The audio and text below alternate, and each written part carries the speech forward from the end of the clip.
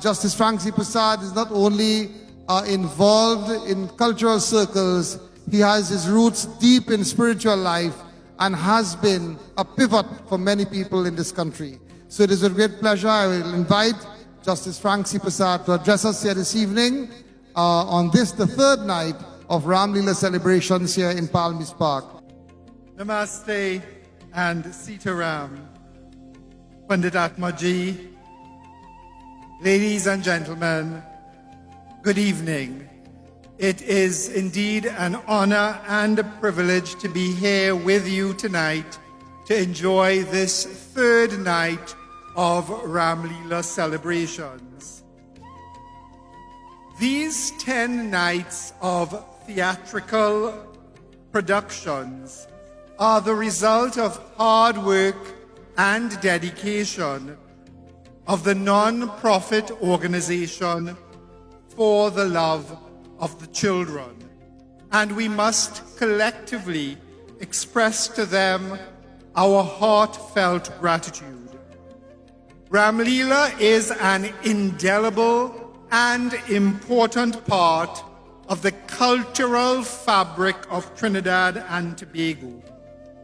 But yet, it occurs relatively unheralded and without tangible financial support.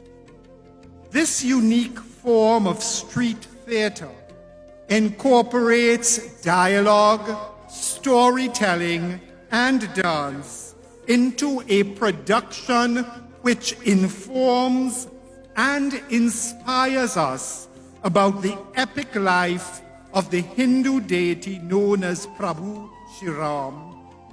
The story reinforces the truism, which is interwoven throughout the world's major religions, that good will always triumph over evil, and that light will dispel the darkness. This annual production is important to Trinidad and Tobago because, one, it preserves a rich cultural tradition, a tradition that is important to a significant number of the citizens of this republic. Secondly, it fosters youth development through inter-community growth and engagement. And thirdly, it nurtures a spiritual growth and ultimately stands as an ideal example of selfless community service. The majority of members in this multifaceted production are not theater professionals, but they sacrifice their time, efforts, and energy to learn and to grow as they embark upon a journey which will transform and has in the past transformed their lives and the lives of those in their community. Young people and their elders alike work in tandem on this production, motivated by a desire to narrate the epic of our Lord as best as they can. The attainment of this objective requires cooperation, compromise, courage, commitment, and conviction. These are all traits which will serve them well in their daily lives and which will, no doubt, benefit the wider population on a national level in spades. Out of this experience, a Ramleela family is born, and the love of family and strong familial bonds accompanied by faith is the foundation of a functional society. When collective energies are focused upon a positive production, everybody wins. And that is exactly what transpires and will transpire here tonight. This production usually takes place during the school term. This year, it's a 10-night production. As a consequence, we have to remember that all these participants are forced to engage in efficient time management as they balance school and work with practices and ultimately these performances. This celebration of Ramleela occurs countrywide and shines as a classic example of community-based cultural initiatives which can have a positive effect on our republic's cultural tourism. One can attend these celebrations and buy delicious Indian delicacies, spend quality time with family and friends, and enjoy a theatrical experience that is riveting, and all of it at no cost. This is special, it is treasured, and it is a form of community expression which needs to be marketed more domestically, regionally, and even internationally. Quite apart from the cultural preservation, youth empowerment, and spiritual growth, there are other goals which this celebration achieves. For it signifies and fosters a sense of societal togetherness from which very important lessons can be learned. These cultural performances trace the life and events of Lord Rama during his period of exile in the forest.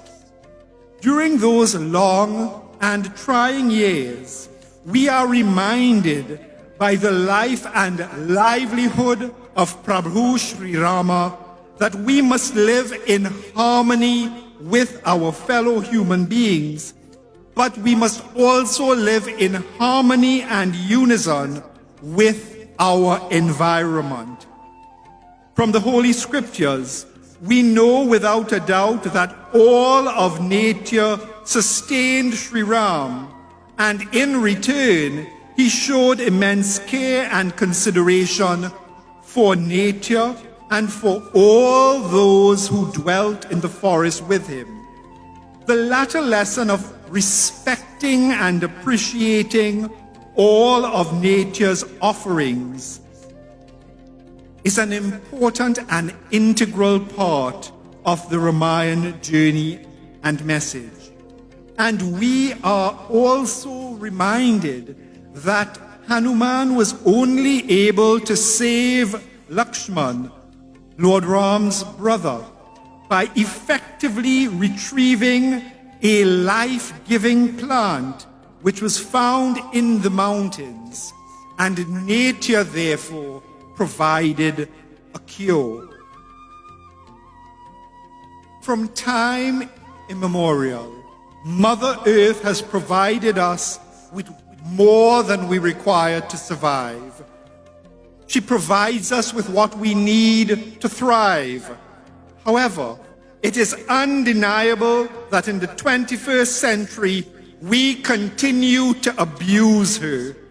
This is in stark contradiction to the lessons which we have learned from the sages. We need to pay special regard and hold Mother Earth sacred and holy.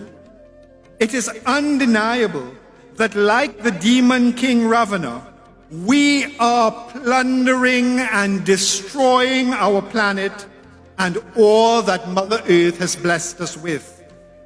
Climate change is real, and the pollution of our air and water courses pose a clear and present danger. Each of us and those who adhere to the teachings of Sanatana Dharma must fashion our consciousness after the example set by Lord Rama. We must discharge the duties thrust upon us with minimal complaints. We must love and respect our environment, and we must make a conscientious effort to reduce our consumption and use items which harm the environment sparingly. Indeed, we must recognize, as Lord Rama did, that in order to save ourselves and those we love, we need to prioritize our environment, and we must preserve our environment. Small changes can make a big difference. We can all become environmental conservationists as we drive to keep our land and our waterways free of garbage and clean. The battle between Lord Rama and King Ravana must not only be taken literally, it must be understood to be a constant battle between the forces of preservation and protection against the forces of destruction and decimation. As a country, we are dependent on fossil fuels to drive our economic viability. But we must consistently bear in mind that we need to adhere to the best practices when using fossil fuels, and we must also embark upon a conscientious goal and objective of incorporating non-renewable and renewable energy sources into our daily lives. As we enjoy tonight's proceedings, I urge you to reflect on the life and livelihood of Prabhu Shri Ram and how those teachings apply to us today. May the light of his light and his goodness illuminate our path, and may every one of us understand that we are a part of this environment, and we are all children of Mother Earth. Enjoy this evening's production, and may God bless us all.